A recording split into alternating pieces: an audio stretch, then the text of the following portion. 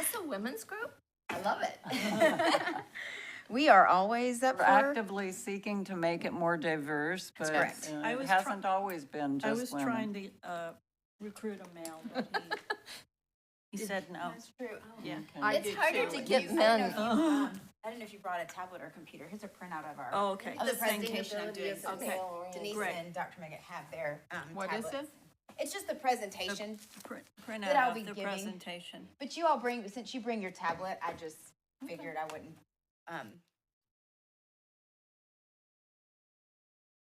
To order, the clock in front of me says 6:02, and this is the sustainability meeting for April 17th, 2025.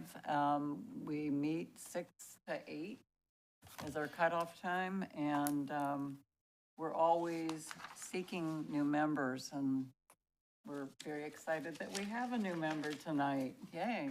How many are allowed to be on the committee? 5. Do you have? Do we have roll call, please? Let's do roll call, and then we will certainly answer that. Okay. Okay. Denise Menino, Here. Siobhan Nehan. Here. Carol Mickett, Present. and Diane Brown. Here. Right. Everyone And- is present tonight. Yes, that's exciting. So, our next, Are you going to item, answer her question?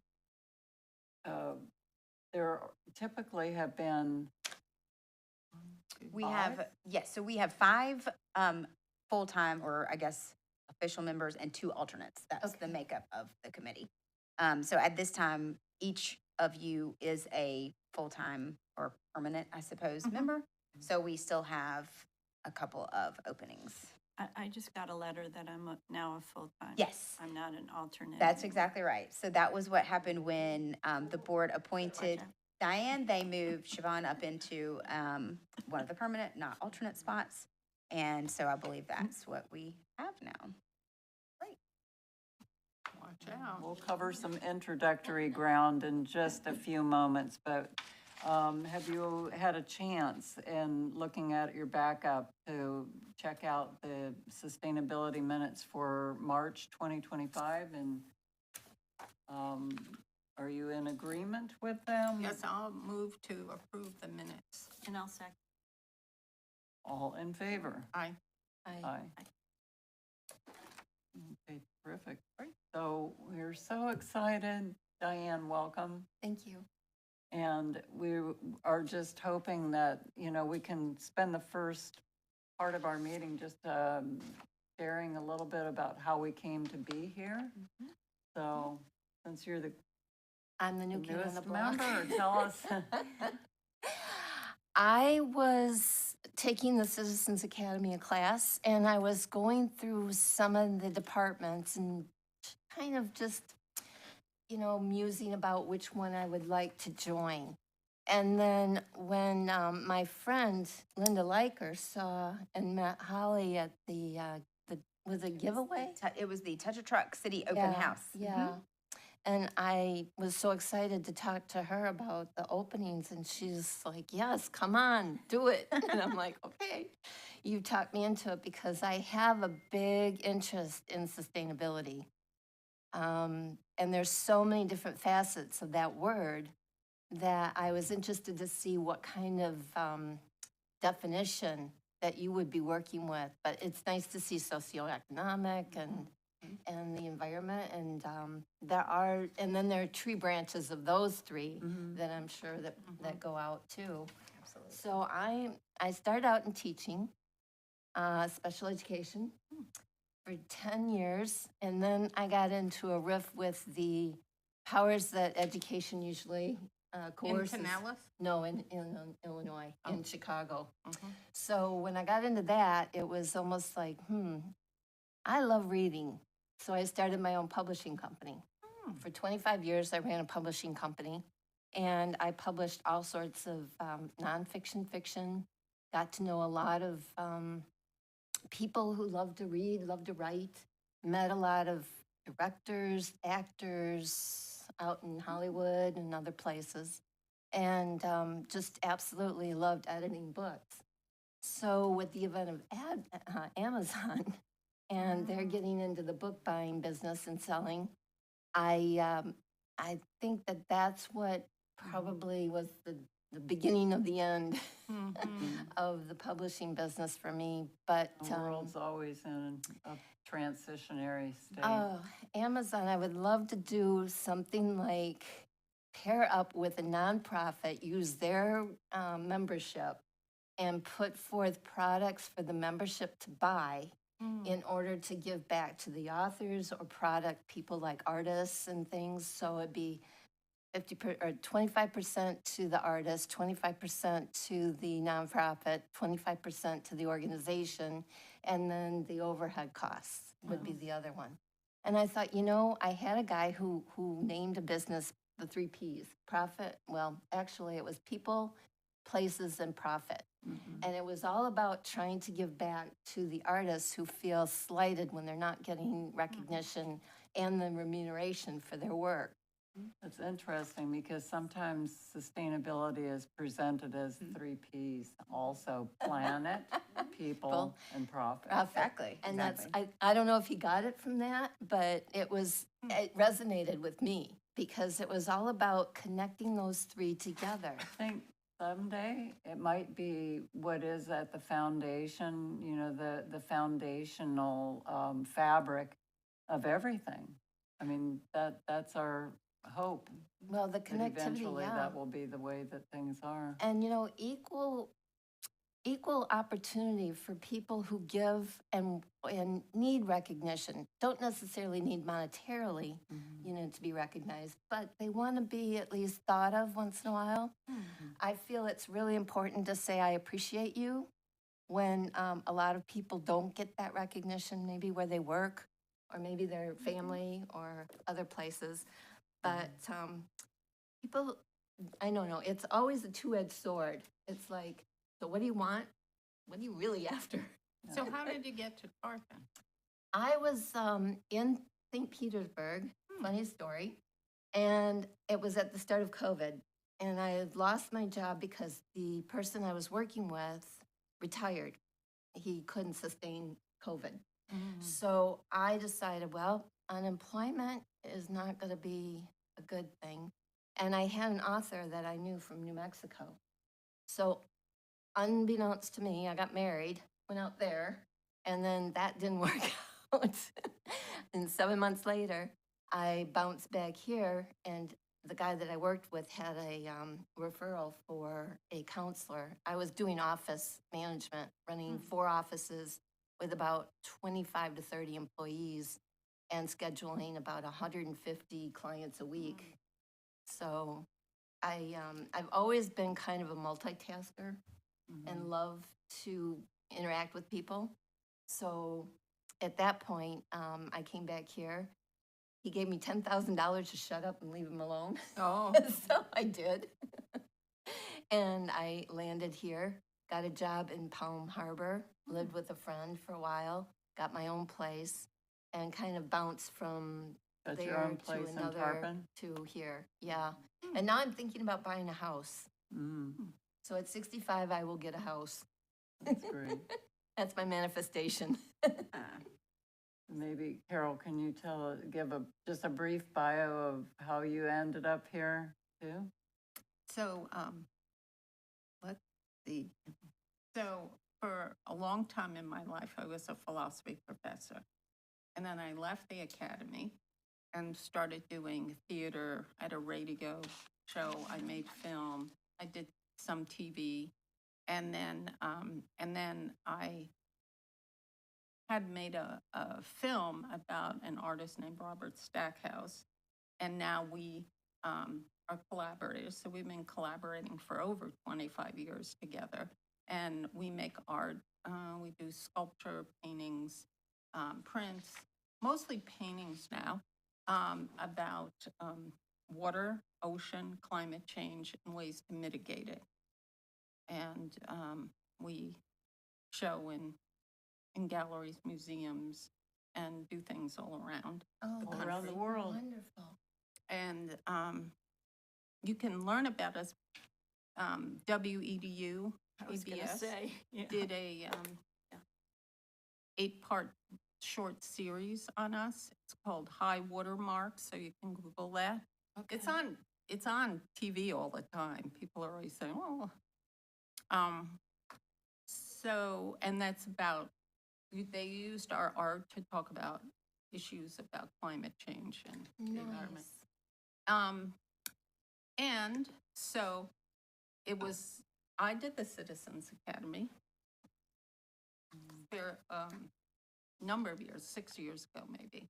And so I knew about being on these committees, and this is obviously the committee for me. Yeah, I think I did that too. I just resonated with this. Yeah, it Yeah. fits with what I do. Yeah, and my belief system too. Mhm. Yeah. Yeah.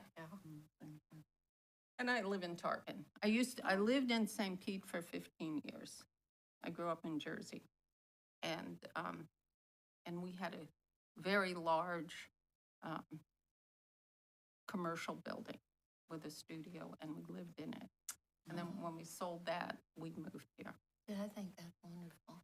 Yeah, I it love was the fact that you can work and live in the same Mhm. place. And Thank you, it just Carol. does resonate with the Sustainability Act, doesn't it? Yeah. Yeah. Devon, do you want to Yeah. introduce how you Thank came to you, be here? Thank you. I moved here to windsurf from Buffalo, New York. And you still do? Oh, how wonderful. And I, Your sustainability Character. connection? Well, the hat says it all. that's my story and I'm sticking to it, you know. But there's more. I'm from an artistic family in Buffalo, New York. Grew up in a beautiful neighborhood full of trees. My parents were total tree lovers. My mother helped plan the reforestation of Buffalo, New York after the Dutch elm disease hit. Oh, yeah. And so I gravitated toward trees and gardening because of them. But I ended up being an art director, really following in my father's footsteps because he was an art director. My mother was a ballerina, very beautiful, and and then I studied in Italy for a year in Siena and studied design. And then I came back to the United States and I was in a group called the Young Adult Conservation Corps, a Carter era program. And I built many parks in disadvantaged communities. And then I decided I needed a real job. So I became an art director for our advertising agencies. I did that for many years until my husband and I came down to Windsor for a vacation and we saw Fred Howard Park. And my sister-in-law said, previously she said, you should move here. And I said, I'm not moving to I'm not moving to Florida. There's no culture. I saw that water out of Fred Howard and we both looked at each other and we said, we got to move here. So it took us 3 years. Now I'm a landscape designer and I love it. And I'm going to be 70 next year and I'm still working and I love what I do. That's And I great. started a garden group called the Garden Fairies years ago. Is And it still going? no, because I just work all the time now. It's an art group. She's Yeah, it's an art group. incredibly creative. Oh, Thank fun. you. Well, you guys are not gonna believe this, but my aunt was an artist for over 50 years in the Rockford, Chicago area. Oh. Oh, Mhm. nice. So we got to see all the Frank Lloyd Wright homes. Yes, yeah, Chicago has Yeah. quite a Just few. blew me away. Yeah. Yeah. But it's nice being among friends. Yeah. I moved here in 2012. It's a long story how we came to be in this area, You but haven't my been, 2012 you moved here? 2012, yeah, my Oh. daughter, I was living in Seattle, working for Recreational Equipment Incorporated, and they are extremely sustainability minded and earth stewardship. And that was part of our business, understanding that if we didn't keep the environment healthy and keep the human connection to the environment really alive and well, then we wouldn't have an outdoor retail business. But from every level of that company, there's a lot of sustainability. I worked there for 21 years, but before that, I was you know, just being into natural food, you know, for a very long time, becoming a vegetarian when I was very young caused me to pay attention to how food was grown. And I don't know, I was thinking about it today.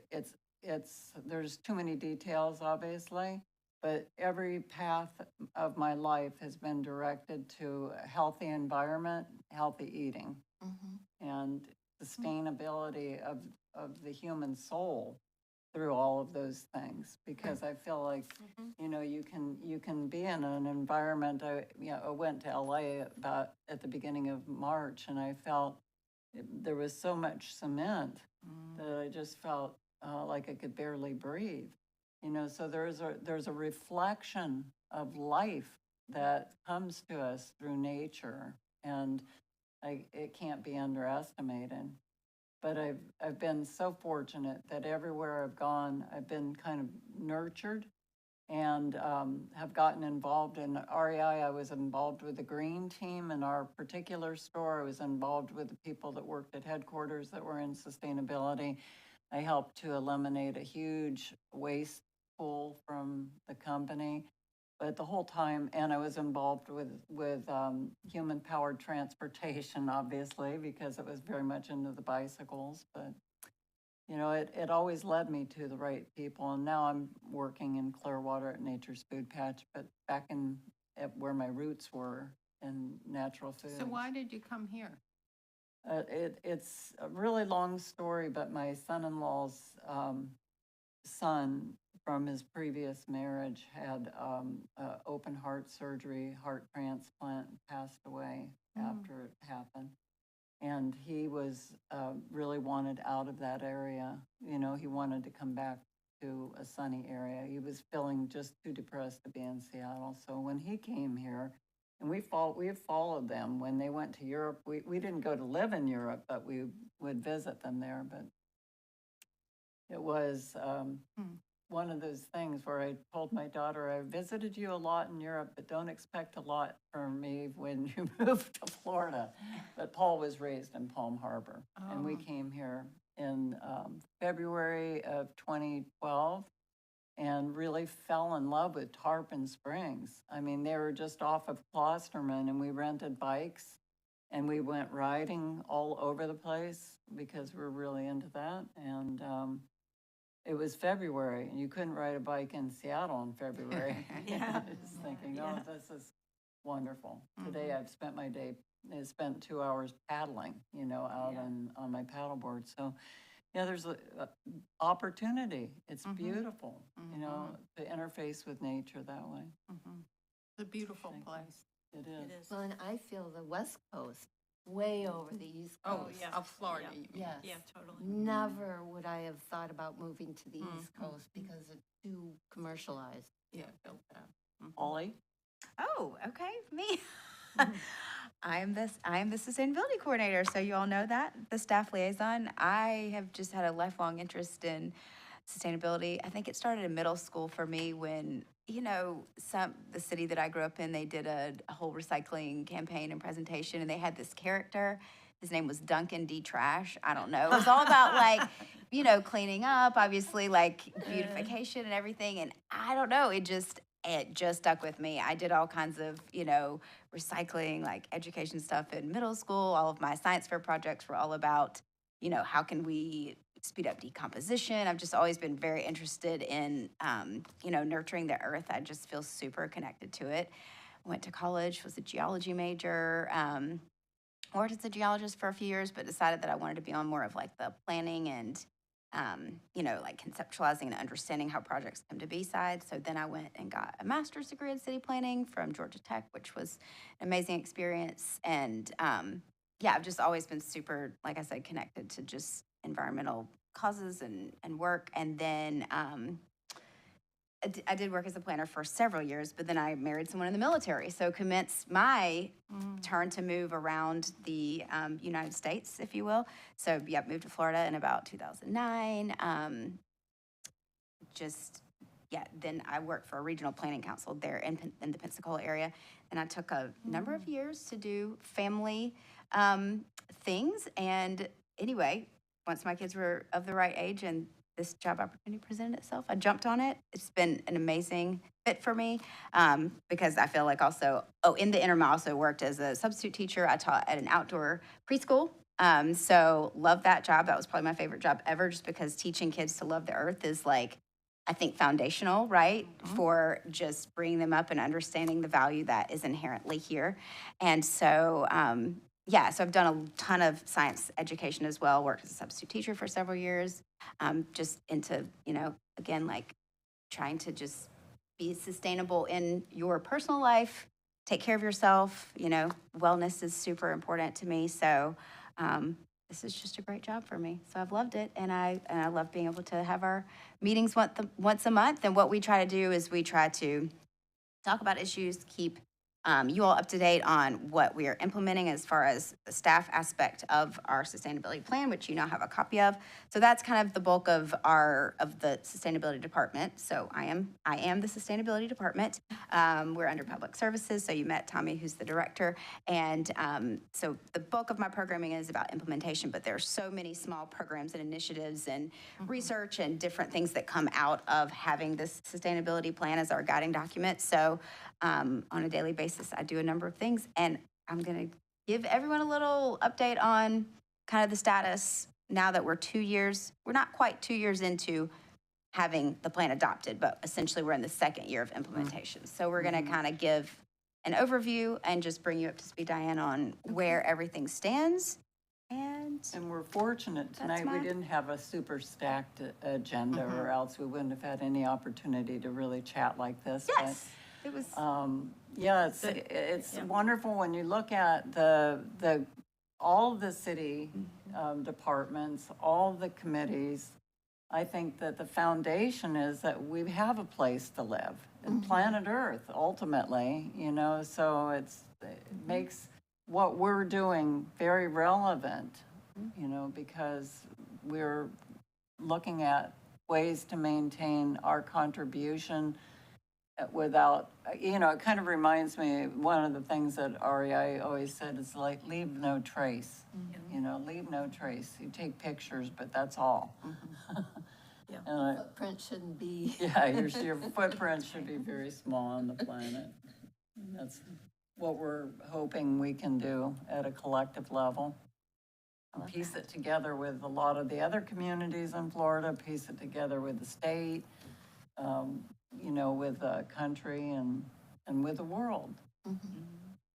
And Holly's been doing a bang-up job. Oh, thank you, Yeah, Sean. just Thank awesome. you, I'm Sean. so impressed every time Thank you. I leave. I love her energy. Yeah. I mean, And she it was hasn't the been first- here that long, Yeah. and she's done a really great job. Thank you. 10 months. Well, just approaching, 10 months. So less than a year. I can't wait to hit that 1 year anniversary. It really is. It's just, I love coming to do my job. I really, really do. So thank y'all for that encouragement. That thank makes me you. feel I'm good. so excited to be here. Good. Well, and I will tell y'all, I participate in a variety of networks around Florida. We have a Florida Sustainability Directors Network, which is actually merged in with sort of a Southeastern Directors Network. But we had our Florida chapter call today, and it is such a source of encouragement. And I just want to let y'all know that you hit the nail on the head when you say what's happening in other communities around Florida. Florida is a unique state, as we all know, having transported here from various other places.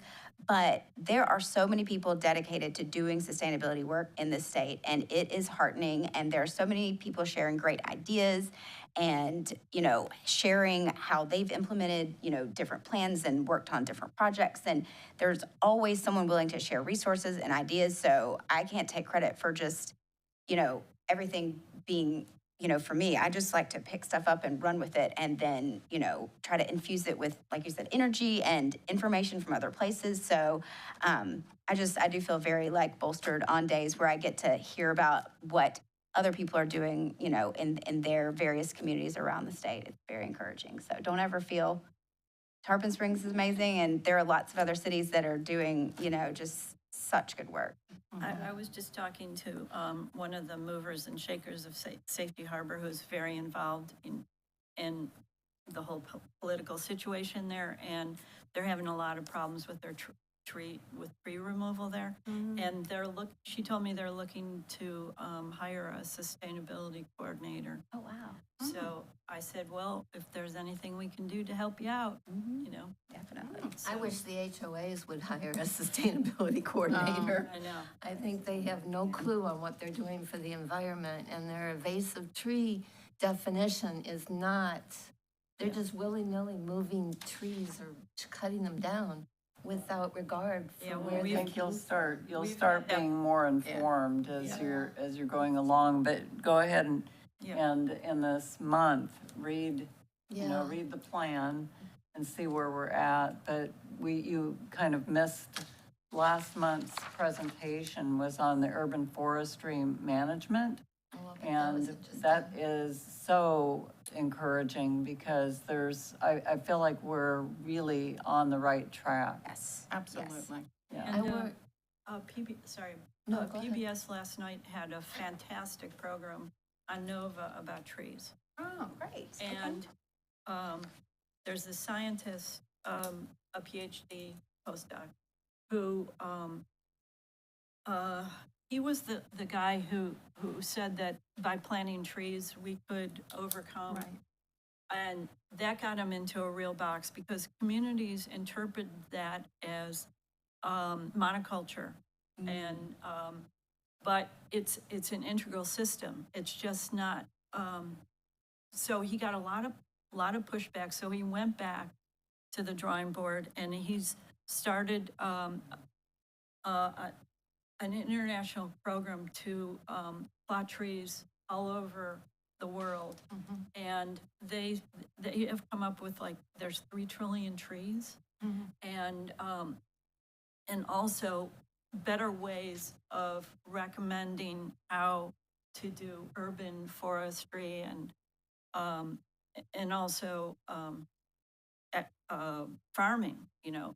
And one of the examples you brought up was that they could see from, because they have drone footage of everything and satellite footage, and so he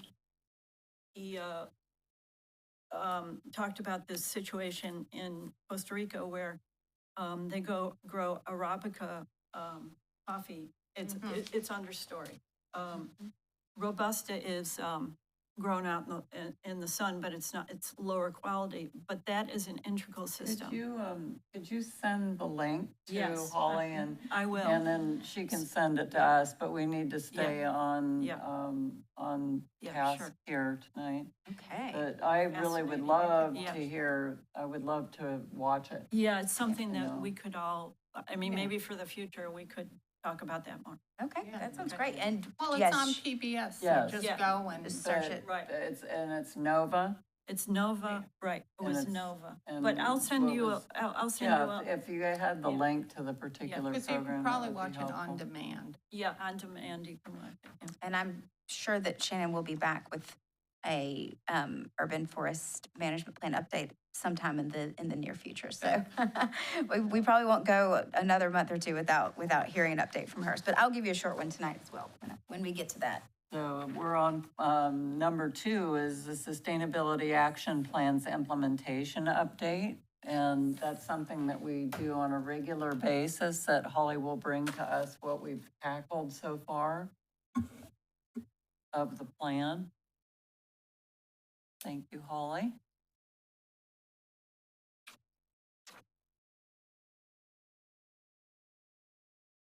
There we are. Okay. This is a tool here. I might use it.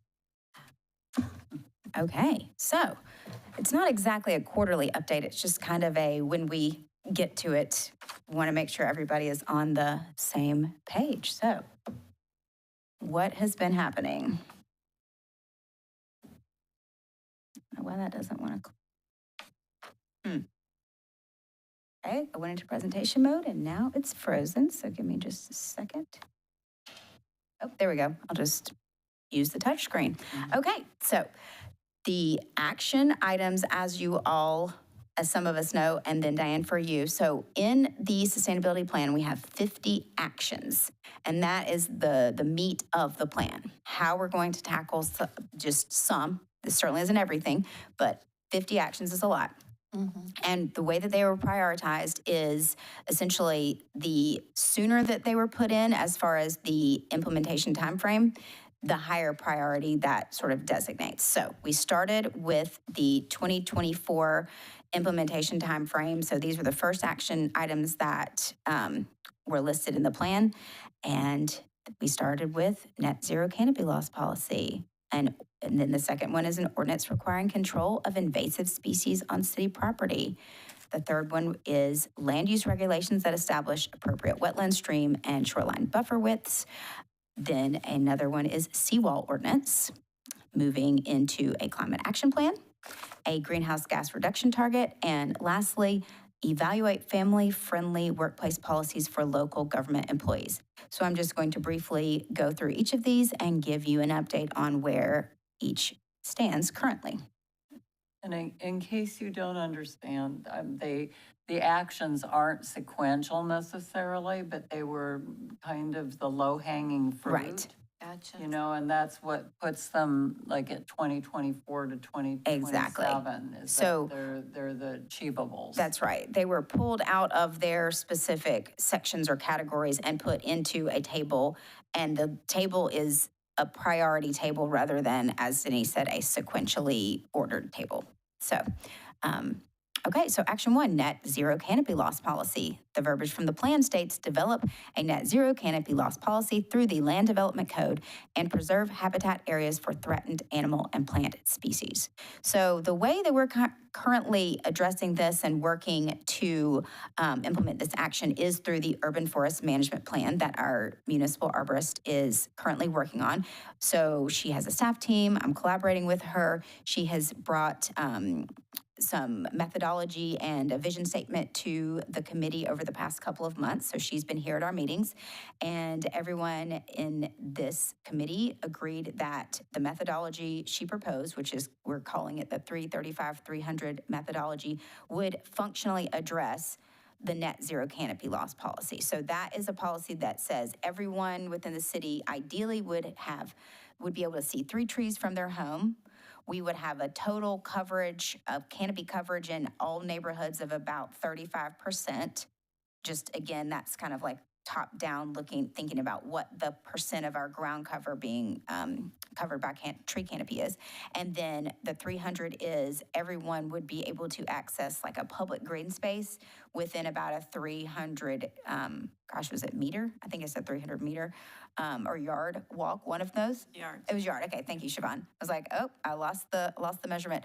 Yard walk, which is about a 5-minute walk. So the goal would be that everyone, somewhat of an equitable access to green space within the city. So we're thinking that this would actually be a great way to address the net zero canopy loss because it creates things that can be measured. It establishes metrics. So.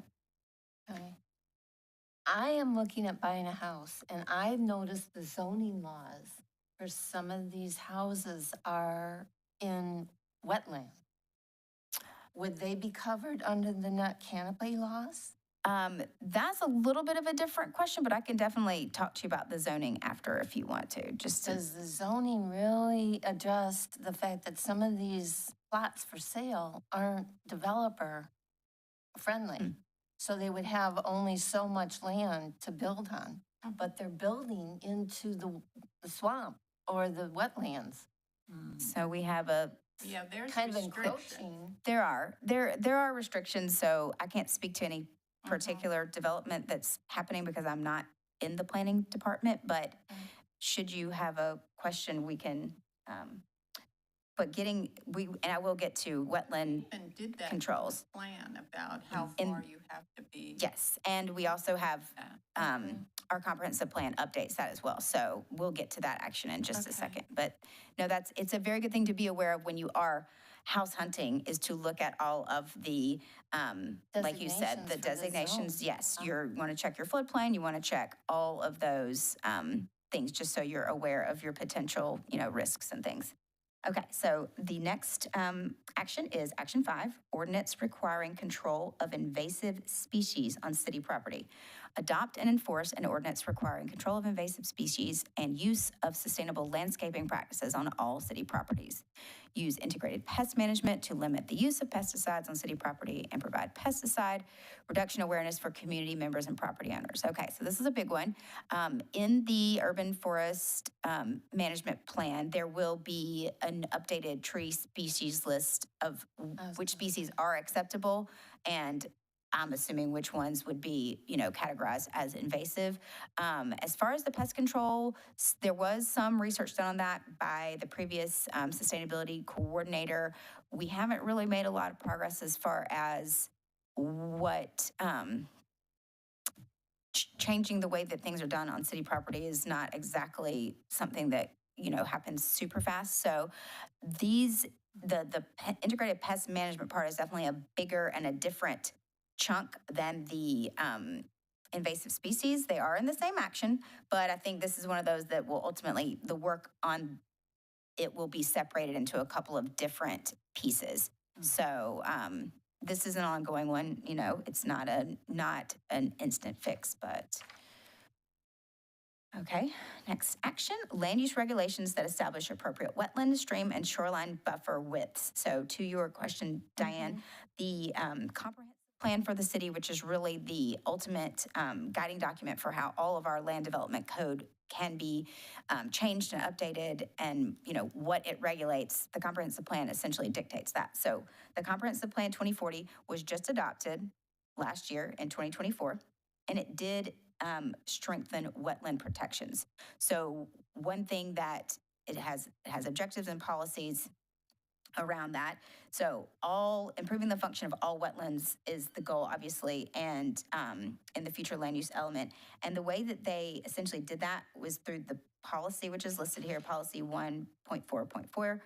Their goal is to revise the land development code acreage thresholds to require all development and redevelopment adjacent to identified wetlands and or areas of significant upland habitat to assess natural systems, biological wildlife impacts, and evaluate alternatives to eliminate adverse impacts. So that's not necessarily the only policy, but that's just one that I pulled out that speaks to this.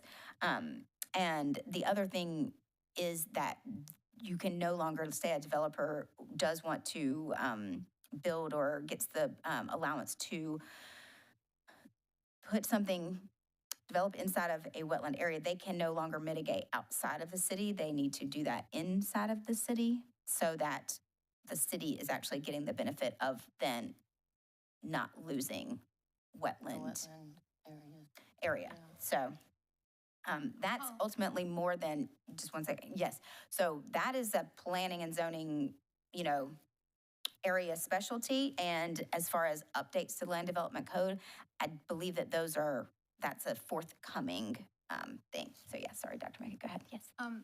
So we put all of this together, this plan. Now, what influence do we have on the implementation of this? So the plan itself is the influence, I would say, because the sustainability plan was adopted by the Board of Commissioners. Essentially, all of these policies or rather the actions that we have in the plan are essentially policy statements, right? They're saying that we need to do these things. And by voting this document into as an adopted guiding document for the city, that's kind of where the document itself provides sort of standing, and that is the ultimate thing, is then we're saying, well, we said that we would do these things, so now we're working along on them. I mean, as individuals, you all are obviously in that supporting role still. Many of you were involved in the creation of the plan and can speak to or answer questions at any time. Could someone, I suppose, elected officials, let me just say, the plan is to proceed with implementing the plan, right, until anything changes, because it's an excellent plan and a lot of time and thought went into it. So as far as I know, this is it's our guiding document. What's the timeline on it? So it's a 10-year timeline, I believe. Some of these actions do have different implementation windows. So some might be a short term. So a lot of the ones we're talking about now, 2024 to 2027 is like the goal to have them completed or implemented. However, some that we will talk about, the timeline does go out to 2035. So it is like a 10-year timeline. And it will be revisited. Yes, Denise? No, we were, one of the things that was constantly being reiterated as we were working on it is that we realized that it would be a living document that would be upgraded. And what happened with the urban, with the no net canopy loss was Shannon Brewer, our arborist, came to us and presented a way of implementing it that was maybe slightly different in the wording, but it was for us to look at and say whether or not we felt like it met the requirements that we had envisioned as we were talking about zero net canopy loss, which we agreed did. But when you were asking about implementation, were you saying, do you feel how we influence it if it doesn't feel like it's maintaining the same integrity or spirit of that it was written? So, for example, in Action 5, I'm really concerned about the use of pesticides. Me too. And I know that the city, I believe, still uses Roundup. for Yeah, example. I saw him on, out at Sunset Beach using And it. And I that's was really shocked That's because it No, was they've right been near the doing water. that. Right near the water. Right, and then we've talked about that before and been told, well, that's gonna be difficult. And that's what I just heard you say, but that is the thing that could be a major help Yeah. to everybody, and it has health implications, so Right. it would work For sustainably the on people many levels. who are administrating, or using it. Yeah. And not only know. that, it affects the animal life, Yeah. Yeah. the wildlife, the water life. And all of us who, Yeah. How walk could, on the how could grass. we as So, a committee Yeah, if you address could that? get answers That's for what I us wanted to on, Okay, know. on yeah. how we can, Yeah. we did envision that this would be extremely limited if used at all. But I almost am feeling that if there isn't at some point a bit of a line drawn regarding the use of these pesticides, which we know have a history of destruction to human health and long-term nasty detriment to the environment. And they're long-lived, it's Yeah. not like Yes. it goes away. Well, and yeah, isn't and I there somebody- understand that. It's the same with phosphate detergents, yeah, right. I mean, that there's, a Right. half billion year. And once it gets Life. in you, it's, Oh, Yeah. it's pervasive. Oh, So anyway, we're just asking. No, I think it's a great From question. the committee Has any- perspective, it's Sure. one of the things where I think we all hoped yeah. that there was a hard line where, yes, we've got to look at another solution, whether people go out with hula hose and are using that for weed control, or we do more public projects and explain to vinegar, people, There's- we would like to It's- have beach well- cleanup done with. Well, the natural formula is 30% vinegar with Yeah. salt, and it kills everything immediately. Yeah. And you do it Exactly. very, So why aren't we using it? Well, this see, is what That's- we're that's the- asking, but we Asked need to this stay on before. Does point I here. have a contract with Roundup? No, that's No, just it's the easy. complicated, Easy. It's That's- easy and it's what they use and it's probably part of already ordered. I mean, I have a neighbor who used it and I said, what are you doing? Yeah, he didn't Well- have any education on it. Not only that, we have dogs walking on the grass. Yeah. We have cats walking on the Yeah. grass. And then they They- bring they it get in our it- right, house. And they get it on their paws Okay, and then they point get of sick. order here, we've got, Yeah. we have to But come back to that- what yeah, we're we'll here bring it for. back. That is Holly, why I asked that question. I think it's a wonderful question, and I will, I mean, can we send a The letter? public you can, works. I was just about to say that. The You committee. are citizens, first of all, so you can always use your citizen voice on issues, right? You have opportunities to make public comments and meetings with elected officials. That's one way that you can take your influence out.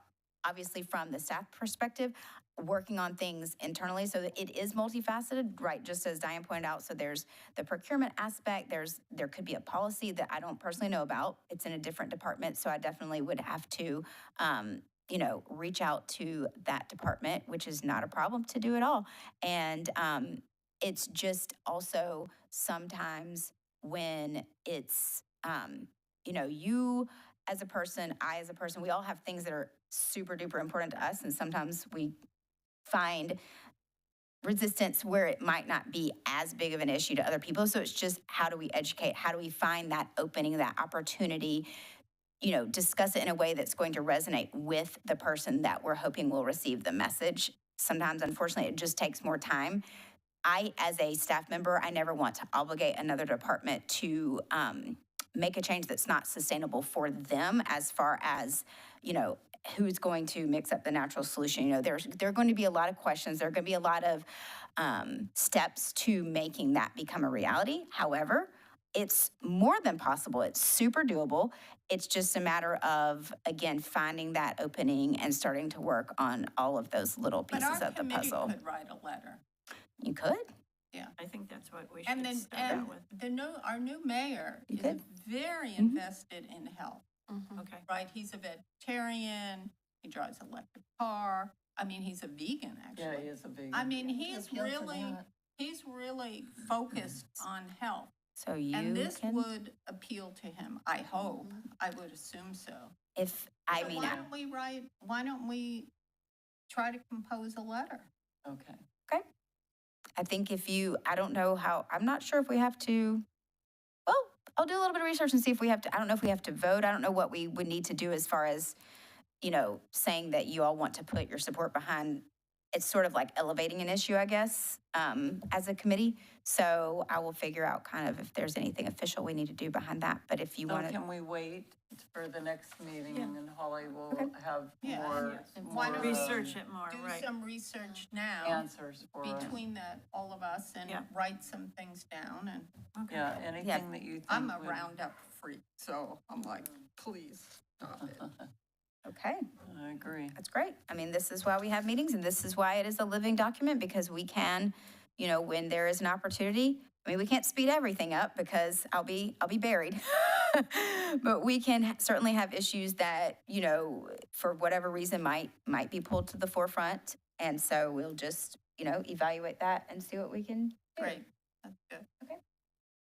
All right, seawall ordinance, review and revise the seawall ordinance to require all newly installed or renovated seawalls to meet a minimum height based on current base flood projections. Evaluate potential use of living seawalls and city seawall improvements. So the seawall ordinance is kind of interesting because we don't actually permit seawalls within the city. That's a county permitting function. So we can have a policy, and I think we could utilize like a model ordinance, but the enforcement of the actual permitting is still a little bit beyond our boundaries. But again, the comprehensive plan does address this and talk about the importance of looking at the living shorelines or nature-based solutions, soft shoreline techniques.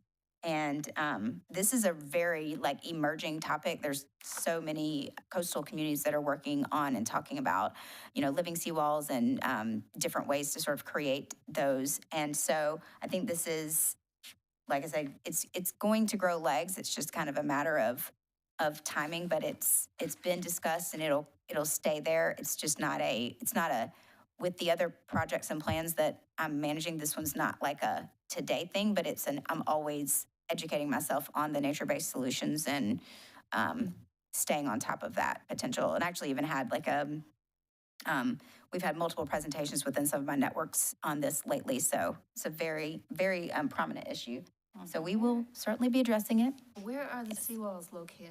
A lot of the seawalls are actually on private property, so that's another issue, right? Is, the city, it would only apply then if that seawall had to be rebuilt or if a new seawall was being built, because you can't just retroactively apply things. So, it's kind of a forward thinking, like when a seawall needs work, then we would make it, taller. However, we were also aware of the fact that at some point, depending on the size of, the amount of water coming towards the seawall, 6 inches, however much higher, is not going to, in some cases, make a big difference, but it's certainly worth visiting. This might be a really excellent topic to review for our education Okay.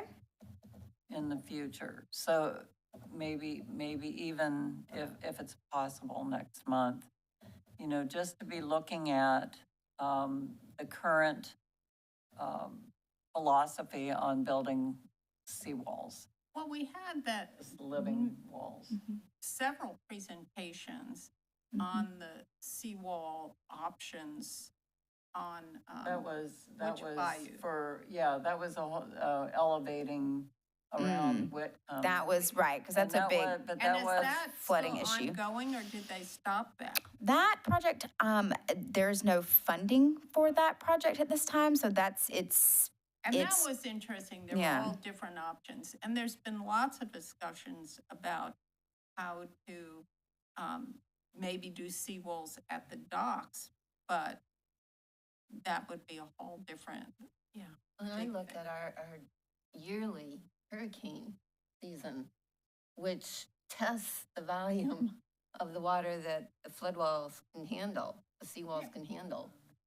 And I noticed in St. Pete, when it became a crumbling situation, then they redid it. But Well, before that, in my neighborhood, a number of people put in new seawalls, Mhm. and all of them were underwater. Yeah. We don't have, we have mangroves and things, and we will That's not put the in a best, seawall. it's the best I think defense, that- a mangrove is. Yeah. From what I rubble. understand, what they call living Yeah. seawalls. correct. are- That's one element or one possibility for creating one is, right, mangrove, They're much better barriers. over Exactly. Well, and time. they kind of- absorb so much CO2. I mean, They they do. are Yes, they the magic sequester. miracle Yeah. plant. they are, Totally.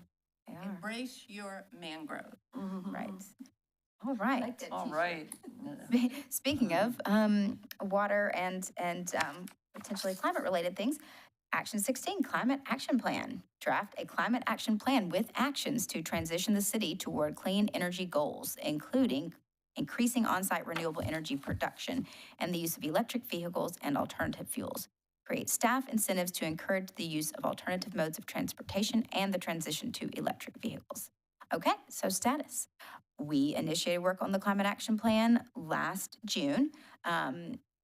We engaged with a consultant, ICLEI, and they did a lot of the modeling as far as the calculations on what it would, kind of what the outcomes could be depending on which percentages and which, like amounts of certain things we were able to transition to clean energy, such as electric vehicles, solar installations, things like that.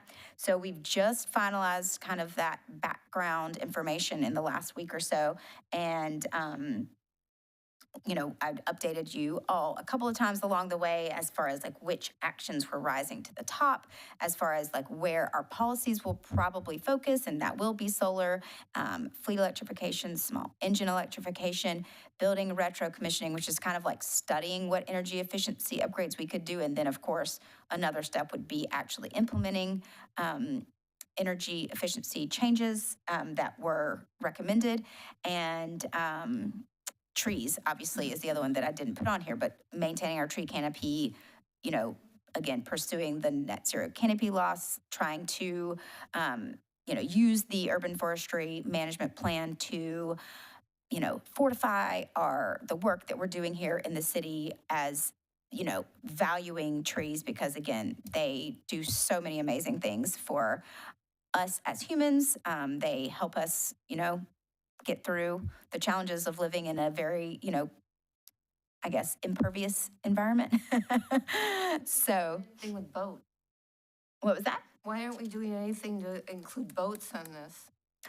This is just city actions. So just to clarify, so the climate action plan that the plan specified was what actions can the city take for city operations? So we're not talking about personal, like we're not talking about what people can do in their homes, and we're not talking about, boats or personal vehicles, though the idea is that by the city setting policies for what we can do, that would lead by example and say, and also, the residents, could be considering doing these same things in their homes and their personal lives. He has both. The city has a couple of boats, but that's the two vehicles, we have two When boats. we were That's not a. designing- When we were doing this, the issue of both came up, because I know, because I raised it. And the reply was just basically the city has like a couple Yeah, the boats. scale is not large. And now they are developing electric boats. Actually, it's someone in Pinellas is designing them and selling them. Yeah, that's been going for a while, but the amount of use that the boats get, I mean, there are certainly changes that would have a more significant impact. So, looking at city operations, that's what we're looking at. It's kind of the bang for your buck, right? Where do you see a return on not only the investment, where are you going to see savings, cost savings, and then where are we going to see the greatest reductions in those greenhouse gas Well, they only emissions? got two boats. So- What are they being used for? They are, I believe, police, maybe fire. And fire. Yeah. Right. So they're for Fire boats. they're that essentially goes around. emergency services related vehicles. So they're not a daily use situation. And they have Yeah. Yeah. hoses on Yeah. them and stuff Yeah. like that. But But- boats create a lot, because I know neighbors, they go out and all this stuff goes in Yeah.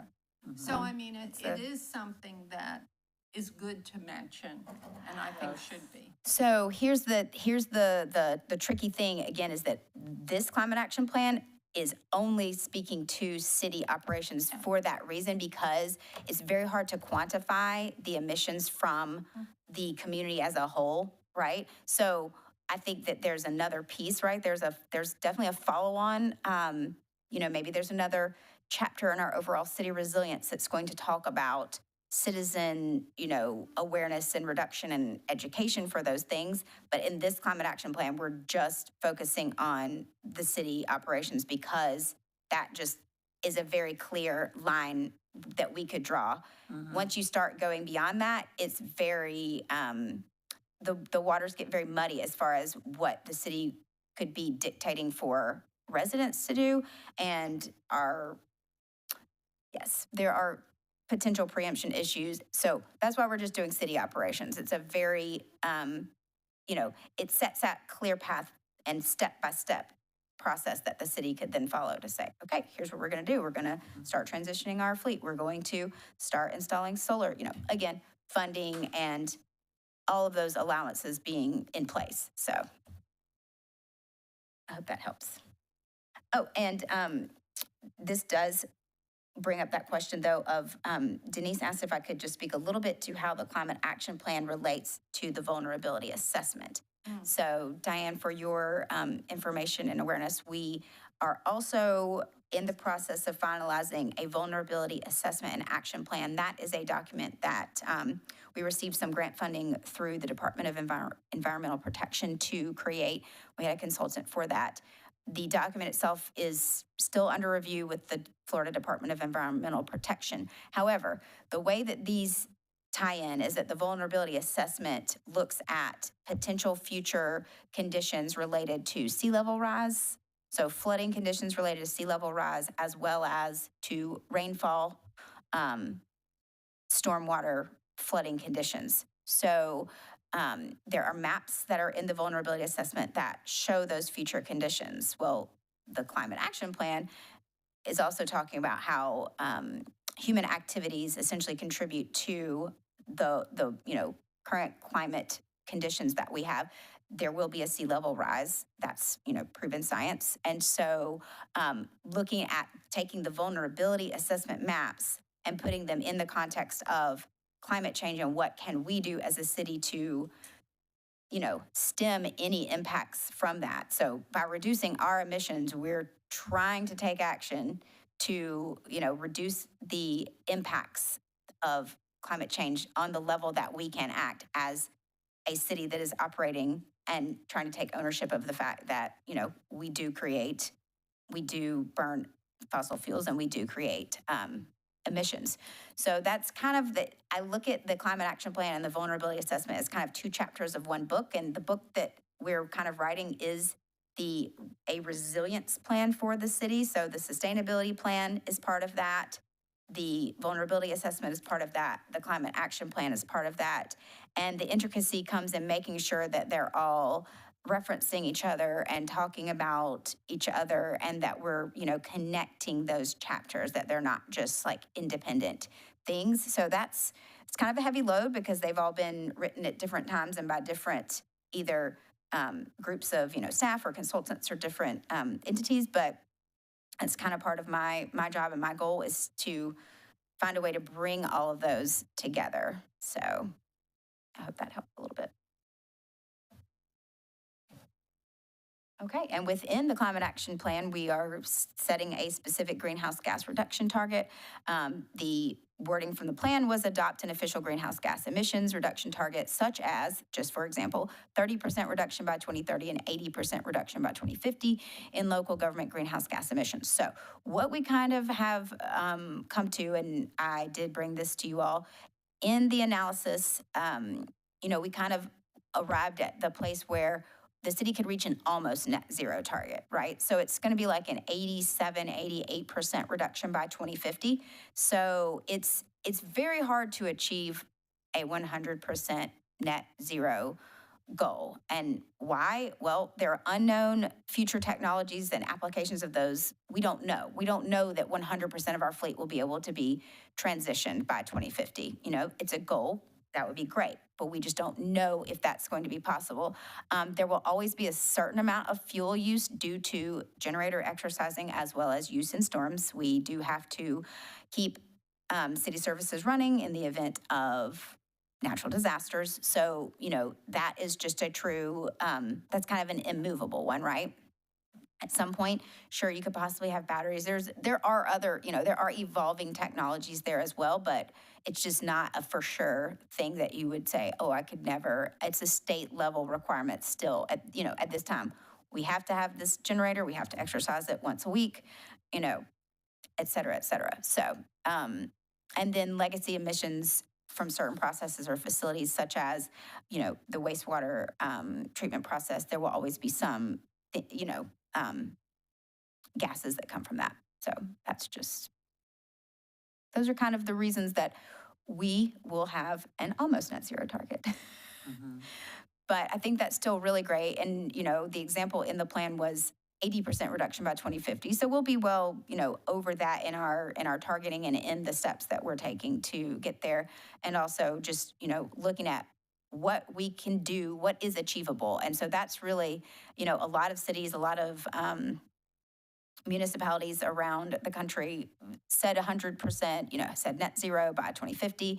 They're having to walk it back because they're realizing that's not realistic. Now, can they do maybe 100% of certain things? Yes. Like, I think some cities will hit 100% fleet electrification by, you know, they'll do it even before that. There are many cities that are tracking on certain areas and kind of focusing on that, but to truly have a 100% net zero from local government operations within the next 25 years is, you know. Well, not only that, you've got all these cities. This is the air we're talking about. There's no containment with gas for air emissions. No, but I will say in Pinellas County, we all the cities are serious. You know, everyone is doing truly their part. You know, everyone has plans. Everyone is taking actions. I mean, I think that, again, we really do value our natural environment here, even though sometimes it may seem otherwise. I think when you look at the local level, there really is a lot of evidence and again, planning and actions towards that. So no, there are no natural barriers, but I do think that because a lot of the entities here kind of have the same mindset and do work along the same lines, that there could be a greater, you know, impact, a greater, benefit. I mean, that's our goal, you know, because we know that what we're here working on is what the city can do to improve. And I think even what Holly was saying is that 80% is a goal, very realistic, but, you know, it's super possible that technologies are, I really think in the next decade, we're think gonna so. see explosion of new technologies that are going to help mitigate Some of this stuff. greenhouse gases and give us, you know, the same modern conveniences, but modern conveniences without, you know, without a sinkhole of Yeah. disaster Yeah. attached to them. But That's I right. think when it comes to connection, I mean, that's what I have felt very passionate about, because I came from a city that was, you know, from a place where the public put a lot of pressure on the city to adopt a zero waste policy. Just an example. Mhm. It was quite a while ago, but it was really difficult because to inform people that didn't care, you know, and to start charging them for not doing, if they hadn't separated their trash, or they hadn't put their compostables, you know, in one place, people were getting fined. There was a learning curve. It was a big learning curve, but there were more people that wanted it from the public that put pressure on the city to adopt it. Whereas here, we are adopting policy, and maybe there's half and half, I think. I could be more generous, 60% maybe of people that are super are aware and that really are passionate about the environment. So we've been talking since the beginning of this committee, how do we roll it out to educate and inspire Yeah. the average person? Because if you really want to have an effect, it's not just what the city does, but it's what the whole community does. But see, and you've got your snowbirds.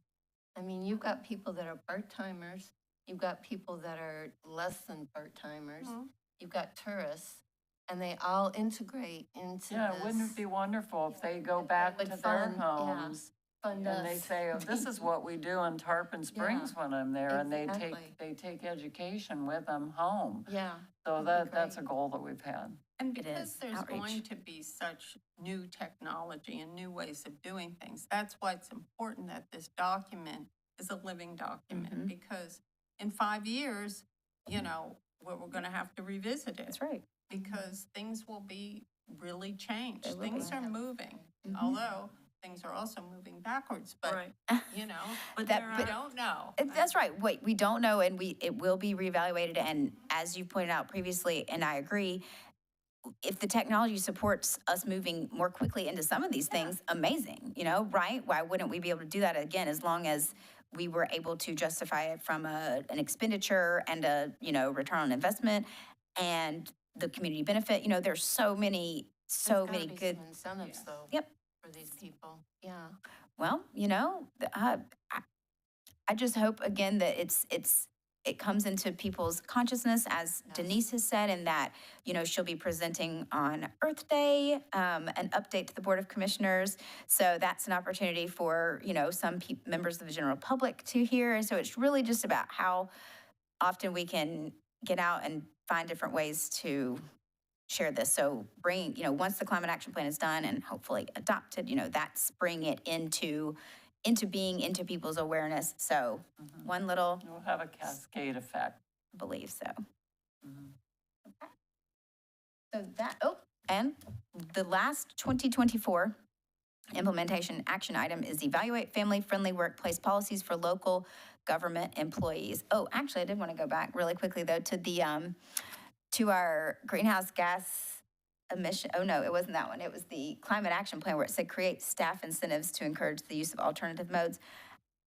We haven't done that yet, but what we do, actually, we do have a default staff incentive, and it's shown in the picture. So where the Nissan Leaf is, that's our sustainability electric vehicle, those chargers, you can see one car over, that is a staff member's car charging.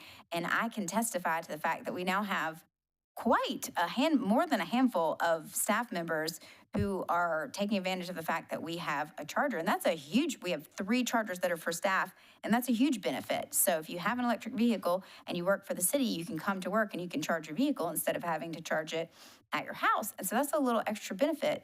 And I myself have an EV now, so I know. So it's fun to get to work and be like, oh no, they're all full. That's a great problem to have. So the people that, Can't use them? not the ones that are right here at City Hall. The public can use all of the other chargers in the city for free, but the ones on City Hall are reserved for Where are the staff. other ones now? So our other public chargers that are available for free use, we have 4 that are in the parking lot across from the library by Court Street. And do they work?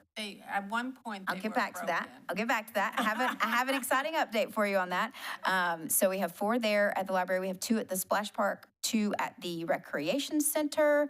The new City Clerk's building, there were chargers there that were public facing, and they will be reinstalled. I feel like I'm forgetting a couple.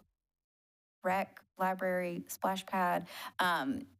So point being, the ones that have been malfunctioning in the past, there was one at the rec center and there was one in the library area, and we have purchased new chargers.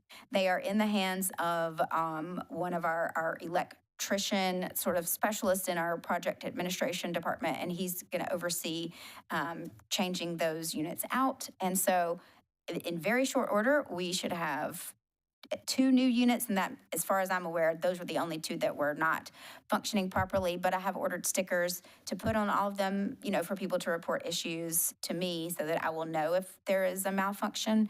So yeah, we're working behind the scenes. They're slow chargers, they aren't fast. They're level 2 chargers, so better than plugging it into the wall, but not fast. So kind of that middle ground. Yes, and that's what we have on City Hall as well for staff. So yeah, it's I will say it's a benefit that does make a difference and people are taking advantage of, and I hope that we can make a bigger incentive program around that, as well as some other things for our staff, but that's kind of like a work in progress. Okay, so speaking of other benefits, this is another action that has so many pieces. So it's talking about multiple kind of benefits. So the city is undertaking a pay study right now that's ongoing. And so that study is actually looking at the living wage qualification to the extent possible under that. And then there would be creation of related policies whatever action the city decides to take as far as the results of that pay study. So that's all under evaluation right now, but that is very much in progress. And we do currently have a statement in our procurement guidelines about, when someone wants to do business with the city, that they need to be an equal opportunity employer. So we already have that language in place. And how about things about childcare and this? So that's kind of part of we do have some benefits around that. I mean, we have a flexible, I guess, you can set aside pre-tax, funds for childcare purposes and things. This policy specifically talking about, the flexible scheduling, the teleworking, things like that. Those are some of the things that will be evaluated, and I hope that we'll have more of an update in the near future on, as far as, how that could contribute to when people have challenges with their childcare or, things of that nature. So, We have easily available childcare. I mean, that would be I, an ideal thing. that would be easily available.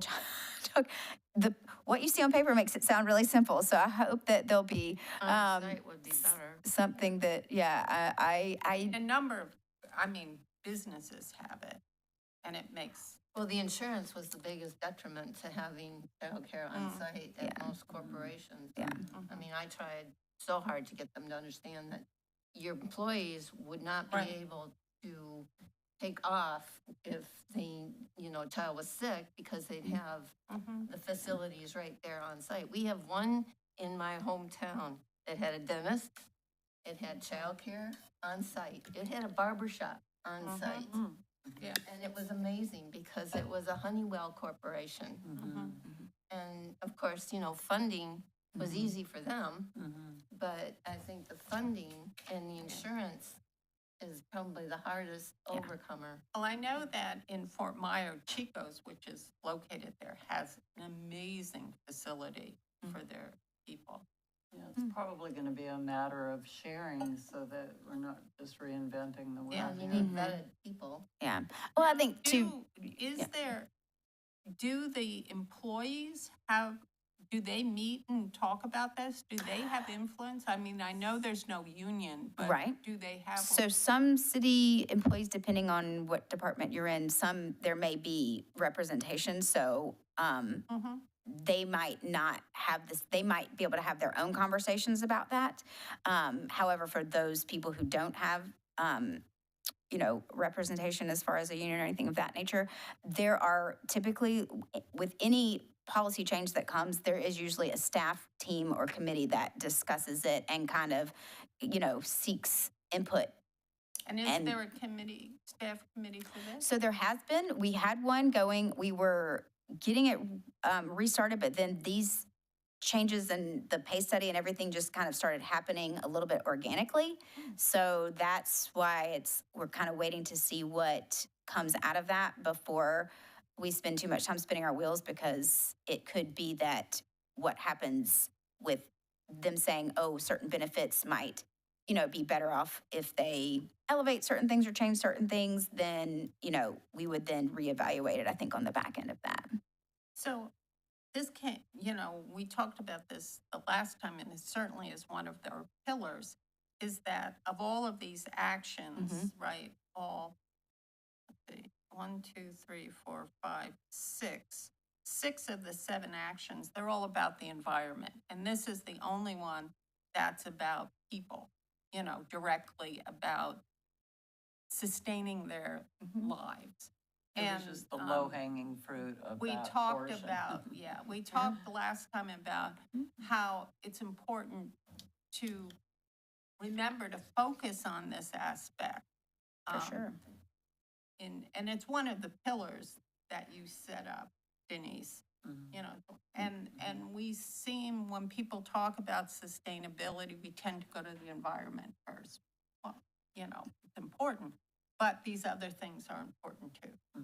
Oh, they absolutely are. And, I think that as a little bit, as each year goes on, I think we're going to see more of the economy being pulled in, but not to be discouraged, because the city, of course, is undertaking just a slew of economic development related initiatives. And, so I think that you're going to see a lot of, again, things that sort of happen organically that they don't have to be directed by the sustainability plan, but then down the road, the creation of different programming would be more collaborative with sustainability. So when our policies come up and nothing has organically happened in that regard, that'll be a moment to collaborate and sustainability to then be involved with whatever department is sort of the lead. So that's why I kind of tried to talk about which department is the lead, because it's, in some cases, if it's a policy that, or an action rather, that the plan discusses, but it's not something that the sustainability department can implement. We have to wait until that department is doing it and then say, okay, I would love, input and collaboration, and this was the intent in our plan, and how can we meet this? So We spoke last time about maybe having economic development, Karen we did, Lemons. and I did call her, Yeah, and what'd she she say? is incredibly busy. She had a conflict with this meeting and the next meeting as far as just calendar, pre-scheduled things. And one of which is actually the Governor's Hurricane Conference. That's in May. So a lot of city staff, I say a lot, there will be city staff representatives from several departments that are going to the Governor's Hurricane Conference, which is a great learning opportunity and, connection. And that's an important place for them to go and get resources and bring them back to the city. But she did tell me some things she's working on. There's a CRA plan. There is a whole marketing strategy. There's a downtown redevelopment initiative. There is also the Mainstream program that the city manager has started. Of course, she's kind of our default communications person. So when you see, she does a lot. She just does a lot. She does track, she has a list of green businesses or businesses that do provide either eco-friendly products or green product or related services. And I meant to actually bring that and forgot, but I can send that out to you all. So she kind of tracks that, which is really nice. And I do know that, you know, we have talked about, Karen and I have talked about our future collaboration as far as like what kind of program could we develop with getting businesses interested in doing more, you know, sustainability related things, you know, making sustainability related choices, you know, again, whether it's their products or, you know, kind of what, however that would look, incentivizing them. So that's a future thing, but and it kind of starts coming into like the 2025. And then more down the line. So she did, yes, she was great. She obviously would love to share, but her schedule was just not open Well, to that right getting now. into the school system. I mean, the government seems to be a big thing for 8th grade because they have to take a state constitution test, or do they still? I don't know. I don't know. And then, I you can- know, at high school, there's a lot of, you know, community involvement because a lot of these kids want to know, or it's good on their resume. And if, even if they wanted just to put it on their resume, so what? Who cares? At least they're involved. We have looked at partnering with Yes. the schools. We Because do. we used to do an education, well, newspapers and education. Mhm. That was a big inroad to getting the kids involved in environment, in sustainability, in fish and wildlife. Mhm. And I did this in Sarasota. I ran it for the Herald.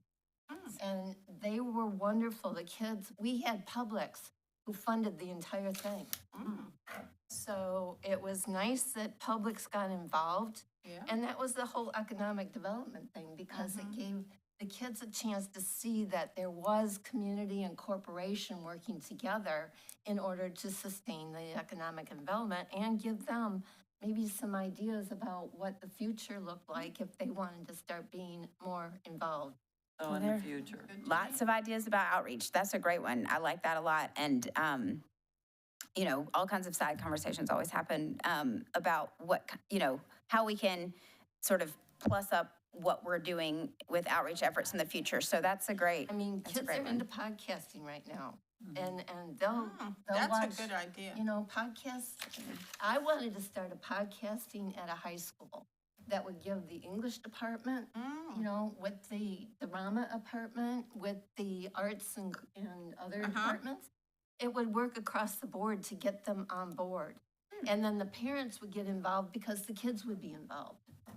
Well, Denise, you Okay, mentioned love that the environmental Interesting. club, right, over at Tarpon High, were you? It wasn't me. it was Oh, me. it was Because you, right, yes, right. because the president of the environmental club, I think that's the name of it, at Tarpon Springs High School, they are looking to implement like a legacy project of some kind that would be ongoing Ah, I got it. over years. So They that should do a could be- farm over there. They Oh. should get ready to do a farm. Well, that, Well, I tried that at Howard Park, and I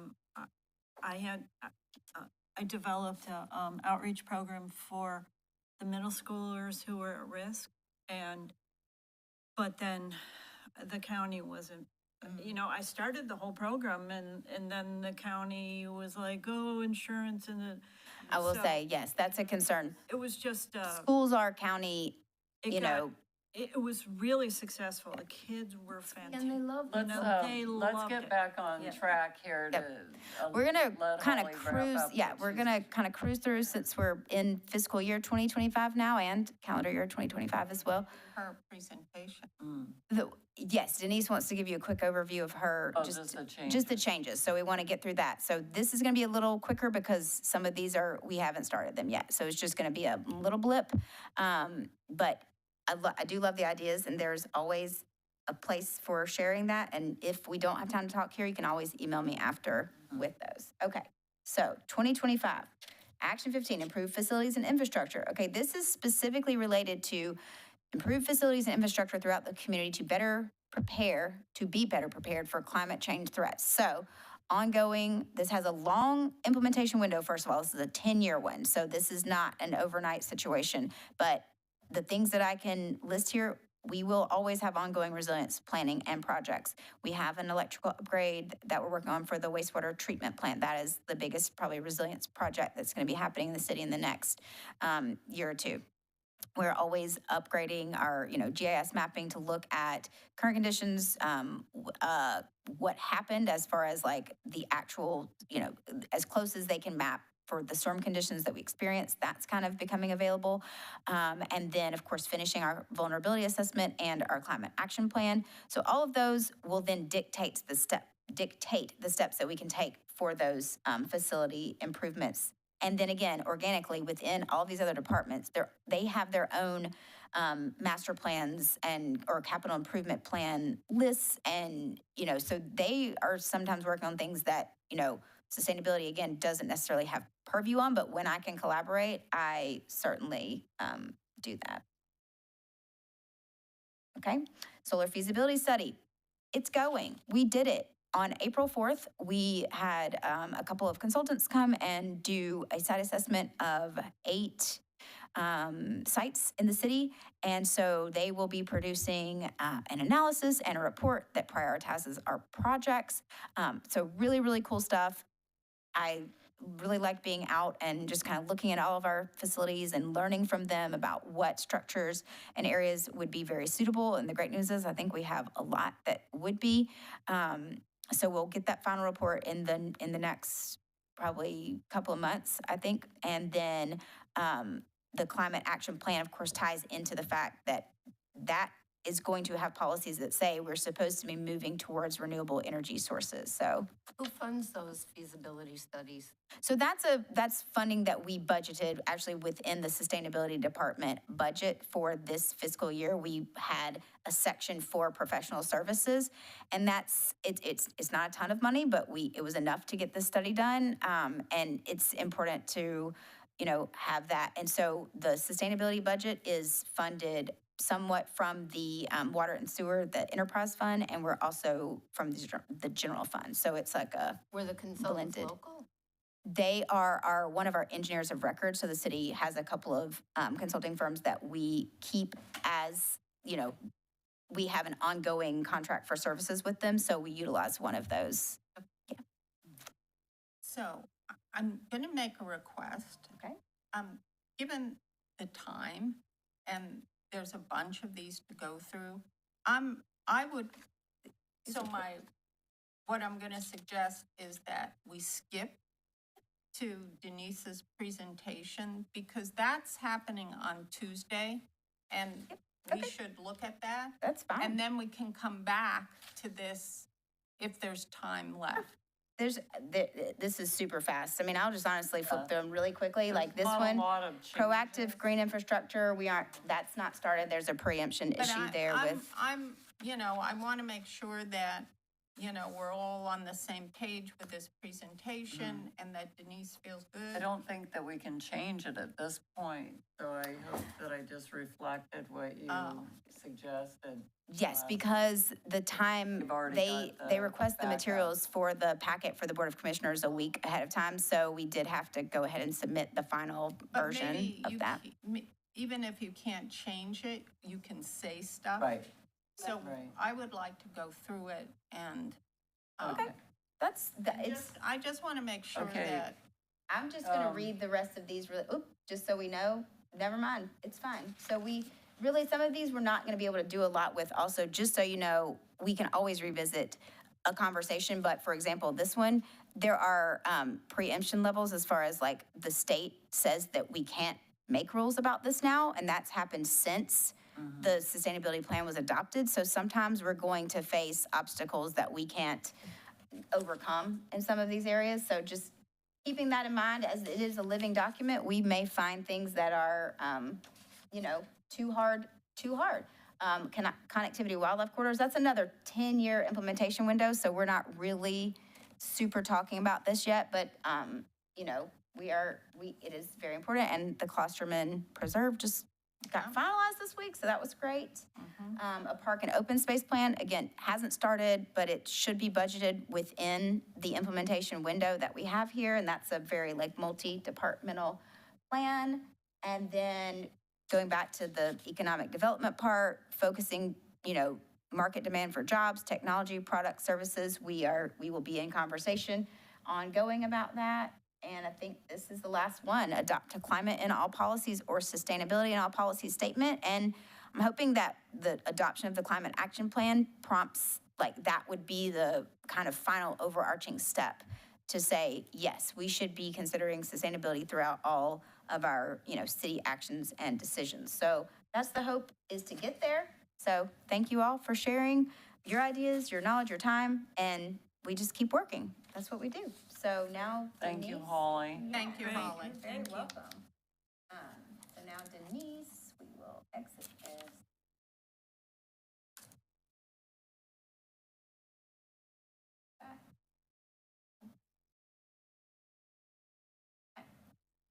Well, Denise is. So we've been, just to update you, the last couple of meetings we've had, I've been hearing feedback on things that we did last year. And part of what I hoped to do with every opportunity that we have to present at the Board of Commissioners in front of an audience, and there might be quite a few people there. I don't know what the plan is, but think I've heard that there's going to be. It is also, there are like Earth 4 Day. different proclamations being done. So there is the potential for there to be, more citizens there than typical. So yeah. And it's happening right at the beginning.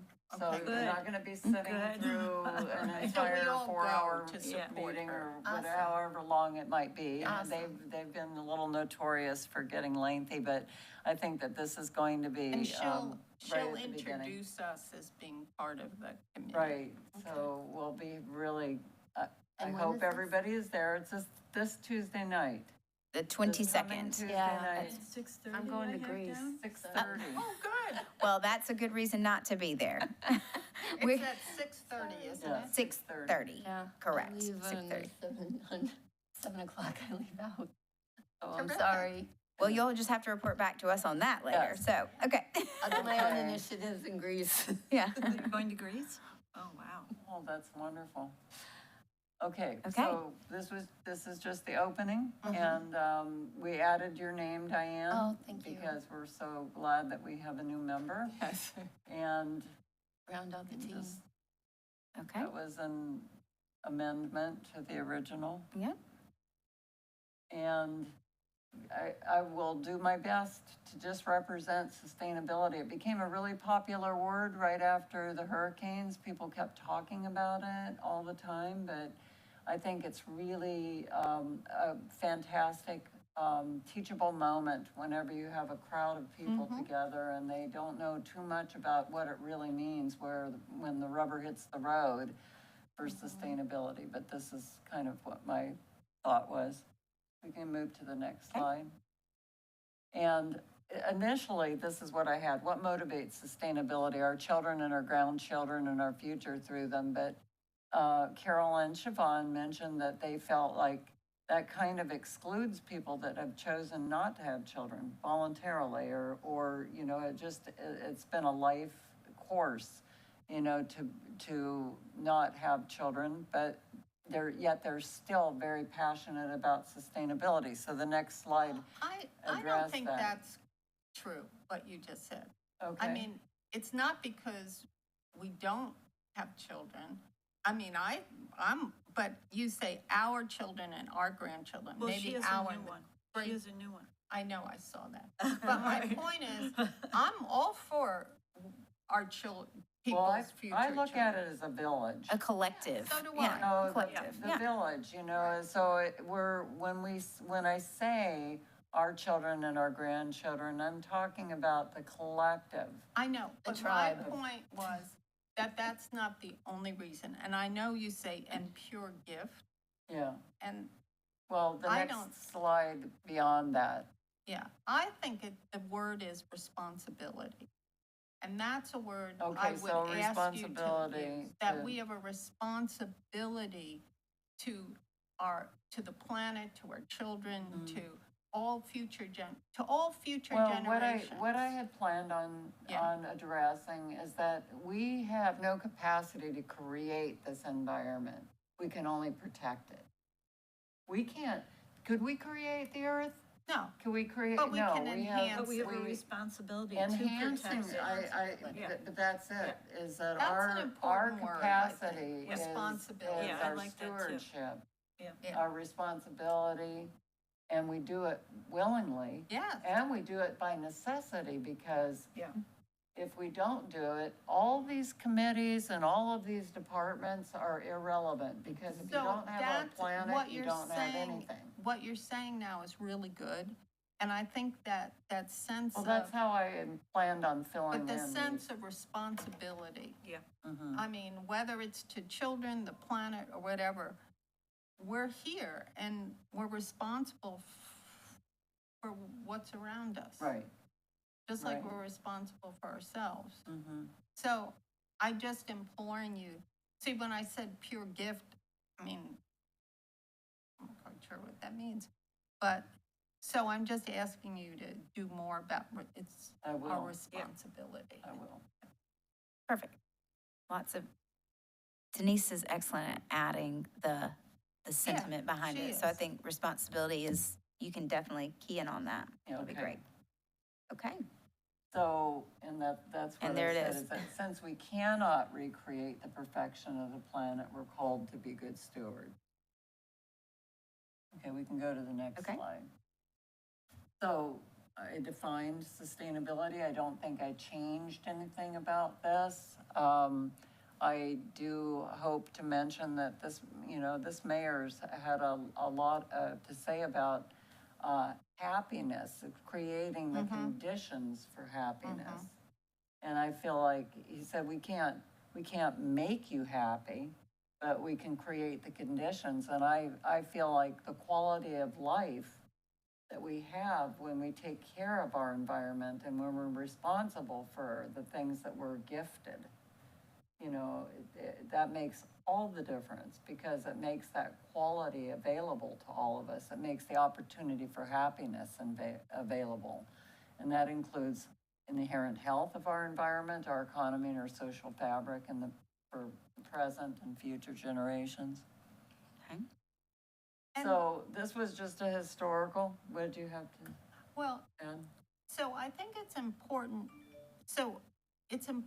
that it's not just sustainability for people. This is really people-centric, future generations. It's also just for the world, For all the animals and everything. anything, just the Oh, I planet. totally agree. As a vegan, I get that, Right, so I think that without you can add that, it's, because this seems people-centric. Well, it's, and the only reason that I made it people-centric is that there are a lot of humans that seem to think that we're at the top of the pinnacle of creation.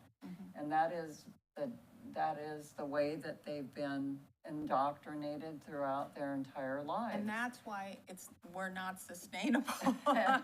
Exactly, because if we were an animal species, we certainly would not be destroying Right, our we are an habitat. animal It's species. the scientists have proven that over and over again, that it's only one species that Right, has created an And if we environment weren't of so- extinction. focused on ourselves, we'd have a much broader view of this. I feel like this presentation might push people into a territory that is a little sensitive. I was aware of that, because I was not this bold last time, but I thought, there's no messing around, I'm taking the Yeah, gloves off. we need to be. Right now, we need to get off the fence. I feel like it's very important. So, because we're doing this on Earth Day, which is perfect. It It is. kind of let up. We had a lot of contemporary disasters that were a wake-up call, and I think that's why in 1972 they established Earth Day. It's a lot of people died in the Great Smog, and we're talking about when there were a quarter of the people on the planet. Right, And that look there at the are fires today. we've had, yeah. the Yeah, so- devastation to, California. Yeah. we can move forward, because you'll Okay. hear a lot of this. And hopefully you'll get to read it and go through it, or Diane, you can watch online eventually, you know, just to hear it. So currently, the world's population is 8.2 billion, and I've shown a little sample of the extremes, from floods to fires, that we're making an impact that isn't necessarily positive. But the reason that I said hope dies last, according to author Studs Terkel, is that he wrote a book many years ago that was very, very impactful, because no matter how grim things are, he wrote stories about the essence of human beings that comes forth in the midst of the worst disasters. Yes. And I think that's what's really heartening, is that sometimes we get pushed to the 11th hour plus before we start to really Yeah.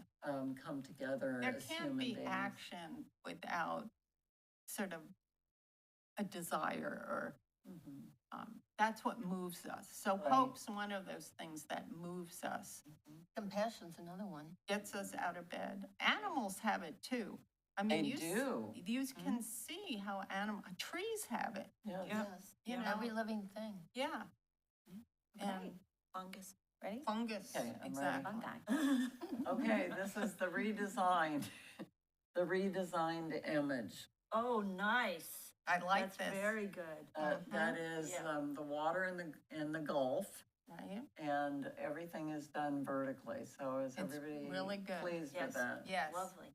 I like Thank it. my husband Jim for helping me with this. It's really good. Great. And I like that, you know, So, social starts, and Yeah. you have them all.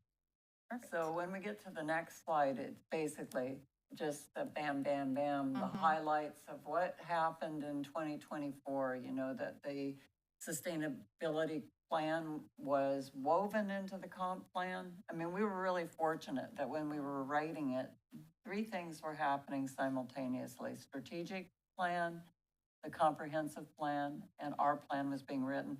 And I should say, even the plan for Pinellas was being written Right. at the same time. Right. So we were all thinking along the same lines, but of 50 actions in our plan and the sustainability plan, 31 were written into the comp plan. So the city has invested their heart in what we're doing. We received regular staff updates on the implementation. We connected with all departments. We were educated. We focused on feedback. So Yeah. those are all sounds right. things that happen. Right. So moving forward, the committee will, And there we are, moving forward Yeah. on our bicycles. with tree-covered streets. I love that. This is Sunset Park at Sunset. Provide feedback on ordinances regarding sustainability and all policies, which we were just Love that. hearing about Mhm. tonight. You know, that's going to be implemented. Continue our relevant educational process through department presentations. Continue to provide feedback on the urban forestry plan. Okay, providing feedback should come from the public. That's Well, my it thought. does as well, but we are representatives of the Right. public because we're the advisory committee that was chosen from citizens. Yes. So Diane, just in some of the planning work that we do, depending on what the funding is, we're required to do public outreach. So in a lot of our planning efforts, we do that. So with the sustainability plan, there were public meetings. With the vulnerability assessment, there were public meetings. With some of them, it's more directed from, there have already been public components of the urban forestry part. So now it's like the staff is compiling the plan essentially with a consultant. So, and then we also do have a new, there will be some public outreach aspects will come out of that, but you all essentially do exactly what Denise said. So you represent the public, you have experience, expertise, the foresight to give feedback. So some feedback comes specifically from the committee. Other times there are general public meetings. Well, And and I'm- we're doing everything we can to try to get people Okay, here. so are we on Facebook? We where are. This people meeting can is being We're on- recorded. We're Yeah. on Facebook, About- this, with every feedback every from- meeting is on YouTube. Okay. There's the camera. Yes, what a, there's so many ways that we are attempting to reach out, and Holly makes her presentation whenever she is able to, she goes to public spaces to represent the Sustainability Committee and get our word out. But it's really our word of mouth, I think, is Oh, yeah. very, very important. I mean. We've had events just for the public. Mhm. Like the tuck and truck. Yeah, the touch a truck, the, We've had, We've had- presentations at Heritage Foundation. We've done a lot of things Mhm. to Oh, yeah, engage the the knowledge public. and It's not nibbles. Knowledge as and robust nibbles. an audience Yes. as we would like, but Yeah. we're plugging along. yeah, Yes. there's always the opportunity for more public participation. Yes. And I think, again, it'll be great for Denise to be able to give this presentation to our Larger Board of Elected audience. officials with a large audience present. We couldn't ask for a better time for that. So I think it's just, yeah, we're always plugging along, looking for the next opportunity. But certainly, people can attend these meetings and provide public comments on anything that we are talking about. Do you address the demographic issue of sustainability for, say, In- elderly? Well, and ideally, when we are talking about social, when you read through the plan, I think you'll see as you get into the social component that a lot of that does come out, and we're trying to address, in the ways that we can have an impact, equity in How about a safety? variety of ways. Again, that's, that's a big one. That's something that's going to come in within certain aspects of planning as well, planning and zoning. So if you're talking about like safe streets and different things like that, yeah, there's a lot of interconnection. So let's let Denise get back to her. But yes, lots of public outreach is our goal. We're going to always try to amp up on that. The library does a lot. The library does excellent work. They I have, love our library. and they have lots of programs for older citizens, and that was the mayor, the fourth mayor ago. But He it's was not very. talking about programs. I'm talking about resources. Yeah, there's This will resource. be The a library's a topic lot. for a Okay. future Yeah. meeting, All right. because it has been one of the ongoing, Mm-hmm. and not even back burner. Yeah. It's been pretty much front burner. We keep trying to figure out how to Mhm. engage the public, Mm-hmm. how to engage the public. I mean, that has really been something that has been, Foundational. yeah, nagging at me as a primary connection point. We've got to have that. So I agree. we prioritize effectively engaging the citizen partners of Tarpon Springs. That's a huge priority. So Holly, we can. Yes. Are you go to going the- on? What? Is there Finishing? more? Oh, yeah. Okay. There's There we go. more. Oh, yeah, recommendations to continue to actively seek resiliency funding. I think that's everybody's priority right now. Educate residents on adjusting their sails to the changing winds, and that means, hurricane preparation. There's a lot more interest in that now that we know that this It can area be hit. can be hit. Prioritize a much more user-friendly city website to improve communications, and we've talked about that almost Yes. since day one, because we felt like that we had difficulty with the site ourselves. Did these,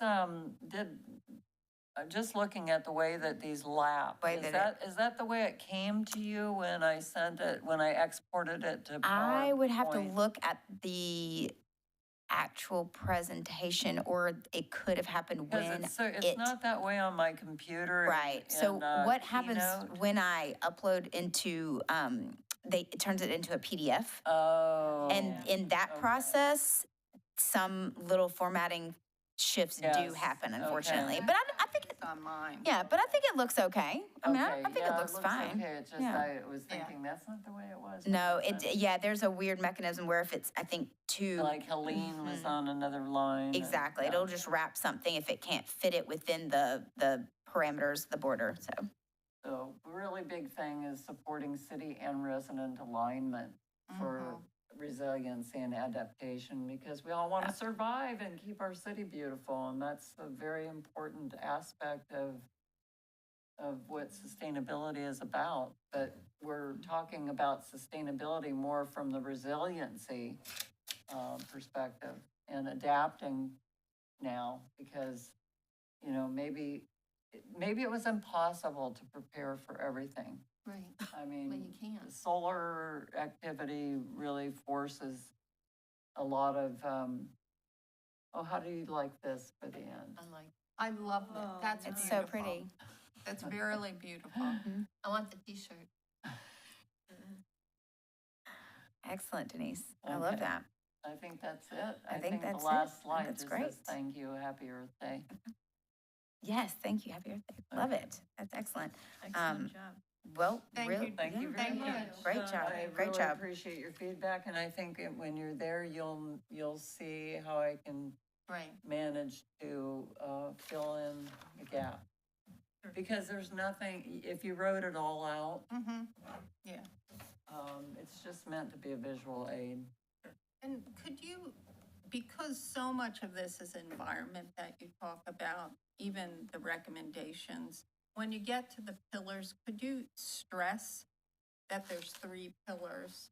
It's not just environment, because most everything will in do here my is about best. the environment. I hope that I will do my very best. I know you will, because I've seen you in action. You'll shine, and it'll be a grand success. Well, thank you for your vote of confidence. I love that. You keep visualizing that that's the way it's going to be Yeah. on Tuesday night. Positivity. Thank you so much, Holly. Thank you Thank for your you. presentation You're and for welcome. the Yes. update. Okay, we have just but a few minutes to possibly Look at agenda look items. at next. Yeah, Denise, take it away. Yeah, we mentioned a couple of things. Help me remember, friends. I will do the research on if we need to put forth a vote or anything about a letter About on the Roundup. pesticide Yeah. issue. And we're gonna talk. You know, Herbicide. That's I think herbicide. something that came up tonight Herbicide. that was. Sorry, thank you, Siobhan. Yeah, not a No, I'm sorry. pesticide, Not a herbicide. pesticide, but it Yes. fell under the pesticide Yes. Yeah. heading, so that's why I said that. Yes. Yeah. It's, So one of the things that came up a couple of times tonight was state regulation and how that they might occasionally preempt. Occasionally? Well, yeah. and we are in the midst of a But the, session and now. it so- absolutely happens, you know, especially where private property is concerned, so that is. That's a the- topic. The only, yeah, the only Prickly way pear. around it is to educate and inspire people to do what's right. Well, and not only that, like in my case, I live in a community that has segregated itself into a dictatorship, if you will. And most of these owners that are not there are non-compliant because they have no idea. They're in New York. They have no idea what it's like living here. And the issues that the ground and trenches see are not something they feel are important until it affects their house and their money. Then it's important. And I feel like unless you hit them where either they feel their money's being violated or their morals are being violated or their ethics are questioned, they do not understand the gravity of what they're allowing to happen because they're Well, non, they might not have the voting Yeah. capacity Yeah. here. They're It only is a little part-time. complex It because is. we live in an area where exactly. people are visiting, but they have to be welcomed because the tourism and the economic vitality of our city and the state of Florida truly depends upon them. But what we should envision is that we have enough foundation, enough of a high integrity of an environmental and economic and social foundation that they feel it. Yeah, they plug into it. Oh. They're inspired by it when they come down here. And my vision is that they take the ideas that they attain through being here a few months out of every year back to their home states. But you're talking about the owner of the whole. I'm talking about owners that they're kind of in absenteeism because they don't understand. That own your complex. Yes. Okay, this is Yeah, a but little, But Yeah, but not we're, only that, it's not only Oh, that, though. It's- sorry, it's just a little bit of a time Yeah, constraint because our we've got meeting ends 5 at more 8. So minutes. Okay. we just need to make sure that we get our list of potential Yeah. topics for next agenda, and we can always have a side convo after of something of that nature. Okay. Yes. Thank you. Do you remember any other things that we might have Well, I mentioned wanted for to the- talk about economic development, but Karen, So 2 months from now, Yeah. probably is gonna At be when we, the earliest, and depending, kind of on the status of her projects and things, it's not a guarantee. But I will always be following up with her. That's, and I'm sure that Megan Mhm. is probably gonna be part of the she will be, hurricane yes, planning. so she will not, she's right, she wouldn't be available either. in May. But she did express that she would be happy to come and do a presentation, at some point, as well. So I will continue to follow up with both of those. And we'll be debriefing from the presentation to the BOC. Sure. Yeah, that So sounds good. hopefully if you weren't there, maybe you can watch it on YouTube and at least just And- watch the presentation And maybe there'll be some upcoming developments on some of the things that you talk about. I'm thinking there might be something communications related that we can talk Mhm. about, hopefully by the May meeting. So Okay. what do you mean communication? I'll just have to see if anything in Denise's presentation prompts any information that Oh, I That see. we need can, to yes, discuss. yes, yeah. And what about ongoing ideas about how to reach the community? That's what I mean, communications as Because far I- as like elevating what the city is doing for Right, outreach, as far as, website and things of that nature. So I'm There- thinking there will be, Well, one thing that's really top of mind for people is how to weather another big storm. And I think that we might be able to get a lot of people, maybe that's a way to get a lot of people into, for a presentation. And then the side thing that we address is sustainability as a whole. So, Hurricane Okay. preparedness. You weren't here. I like that, and you hurricane weren't preparedness. here. One of the issues about having these outside meetings is that all of us can't attend. Because for us to attend, there have to be minutes taken. Because we aren't allowed to talk to each other about these issues. right. Now, one time it happened and you and Dory went and you just stayed on different sides of the room. Right. But it's counterintuitive Right. that all of us couldn't go there and talk about issues facilitate and talk conversation. about people. But we're not allowed to. It's And we sunshine laws. explored it. Yeah. Because seems one like of us counter- might say something that's not really. Okay, So we I need think we need sanctioned by a the city. motion to extend the meeting for. We have 2 more minutes. Yeah, but So we've I got- think, Polly, talking about. Still have staffing committee comments to go. Talking about engagement again, I I have think a motion to extend the meeting for 5 more minutes. I make a motion to extend the meeting to 8:05. I said, Okay, Aye. great, thank All you. in favor? Aye. Okay. Okay. So at that point, one of the other things we could do is we could invite different neighborhoods to come here and present to us what their concerns are about sustainability. That's a good idea. So I do know that, So are you saying HOAs that extend, Or I'm just not- mem- How about just- the Citizens Alliance group? or, exactly, the Citizens Alliance are now, they meet in a community, and it's been generated by a lot by this art project. And so, and that's a very interesting and active group.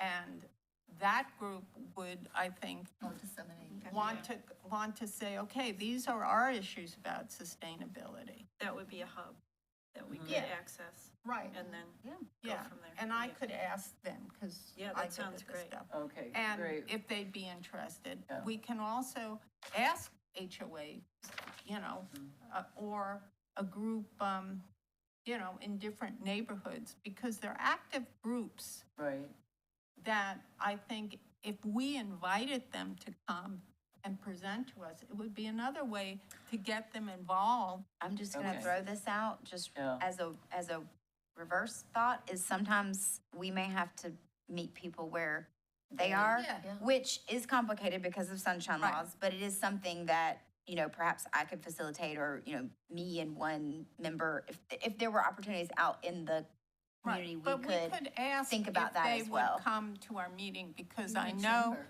that the Citizen Alliance people come to the commission meetings.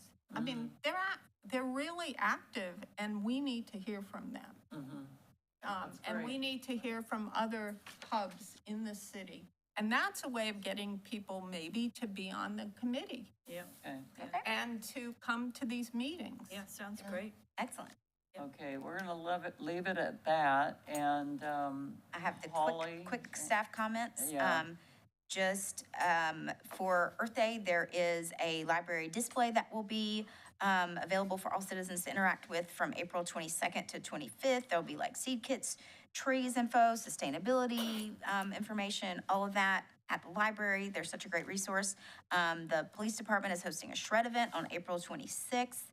That's for all citizens, so that's kind of their contribution to Earth Day. That's a good thing. We also, I told you last time that the sustainability plan was submitted for a Future of the Region award, and I found out that we will in fact be recognized. We will be honored with an award, the city of Tarpon Oh, Springs, so that's nice. exciting. Cool. That's through the Tampa Bay Regional Planning Council. So the awards are May 16th, which is actually the day after our next meeting, so I could have waited, but it's exciting news. So I wanted to share that. So congratulations to all who worked on the plan and have had any role in that. Super exciting. And Tell Dory and, yeah, I was gonna send Dory an email and let her know. And yeah, she could come to and the. Robin and, I can't remember the gentleman's the name. young man who. No. and- Oh, the, Dr., Yeah. Dr. Robertson, but he's Oh, To Robinson. Maine, Doesn't- didn't He's they? Yeah. moved. Yeah, but has he should moved be from- emailed, because he was one instrumental. one of you guys could email him. I don't know him personally. I think I have his, I don't know if I have his email. I don't know if I was ever allowed to have his. Well, that's it for my staff comments, but great meeting. And Any comments from the committee members? I will say, keep We've in got mind. 2 minutes. Yep, 2 so minutes. we've gotta- Just that if we were get together with these groups, I think we'd have a lot of dissemination in different areas that we really don't touch upon. I always look forward to having more connection that way. I just wanted an update on the Fosterman yeah? preservation. I don't know what happened. Oh, the county joined with the Klosterman people, and they purchased Mhm. the, And they finalized the agreement. That's so fantastic. the county chipped in a lot of money. They inked it big this deal. week, Got it is my away from the- understanding. Yeah. Got away from, bought it from the school system, Yeah. right? Okay. Fantastic. Fantastic. It's That was really it. good. That was a Was wonderful Big deal. conservation, sustainability Yeah. win. That was That's right. huge. Maybe that's what we should mention too, our wins. And I just want to share, anybody that's interested in kind of a magazine co-op, this is Green America, I think I've mentioned them before, but they, membership, they used to produce a fantastic, very, very large convention, you know, in various cities. They may still do that, but I don't know whether whether it's been happening since COVID, but they're great resources for every level of sustainability, from your green shopping to investments, et cetera. And I've been a member of them for a long greenamerica.com. time. Yeah, it's greenamerica.org, Okay. okay? And we're right at that moment, so, is that everybody satisfied? Yes. With what we've said tonight? Definitely. Thank you. Good. And we move to adjourn. We've figured, we've completed. I move that we adjourn our meeting. A second. All in favor. We are all in favor. I will record Diana.